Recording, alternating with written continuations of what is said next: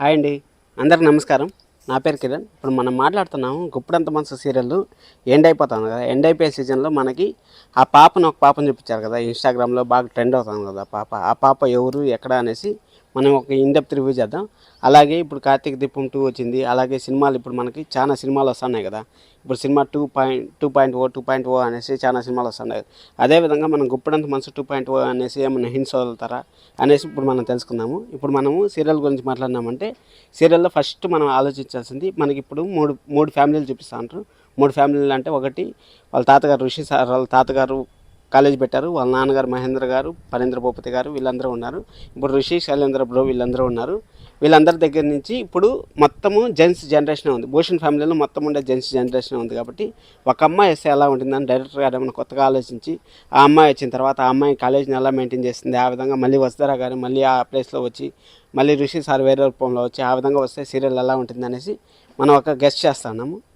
ఆ విధంగా మనం ఒక గెస్ట్ చేస్తాను. కానీ ఆ అమ్మాయిని ఏమైనా చూపిస్తారా, లేకపోతే ఆ అమ్మాయి ఎలా వచ్చిందో మనకైతే తెలియదు. ఒకవేళ ఎపిసోడ్లో లాస్ట్లో అయిపోయేటప్పుడు చాలా సీరియల్ మనం చూసాం కదా, అక్కడ ఎపిసోడ్ ఎండ్ అయిపోయేటప్పుడు వాళ్ళ పిల్లలు బట్టి హ్యాపీ ఎండింగ్ ఇస్తారు.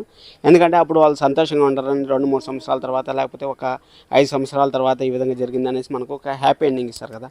అదేవిధంగా ఈ సీరియల్ కూడా హ్యాపీ ఎండింగ్ ఇస్తారు అనేసి నేను అనుకుంటా ఉన్నాను.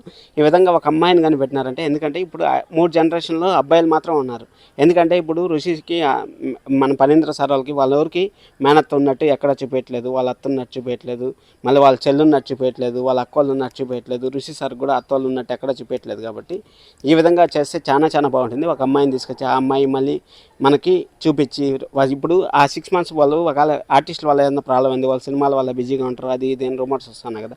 ఒకవేళ ఆ రూమర్స్ బిజీ అయ్యి వాళ్ళు సినిమాలకి ఏమన్నా బిజీ అయినారంటే, బిజీ షెడ్యూల్ అయినారంటే తిరిగి 6 months 8 monthsలో సినిమాలు అయిపోతాయి కాబట్టి, షూటింగ్లు అయిపోతాయి కాబట్టి మళ్ళీ యథావిధిగా వచ్చి గుప్పడంత మనసు 2.0 అనేసి గుప్పడంత మనసు 2 అనేసి మళ్ళీ సీరియల్ని పెట్టి ఆ చిన్నపిల్లల నుంచి పెద్దవాళ్ళు అయ్యేలాగా పెట్టి కొన్ని ఎపిసోడ్స్ తీసి ఒక 50 ఎపిసోడ్లు 100 ఎపిసోడ్లు తీసి మళ్ళీ ఆ సీరియల్ని డెవలప్ చేసుకుంటా మళ్ళీ ఆ కాలేజీలో వాళ్ళు చదువుకునేది ఆ సీన్లు అంతా పెడితే సీరియల్కి మాత్రం చాలా హైప్ వస్తుంది.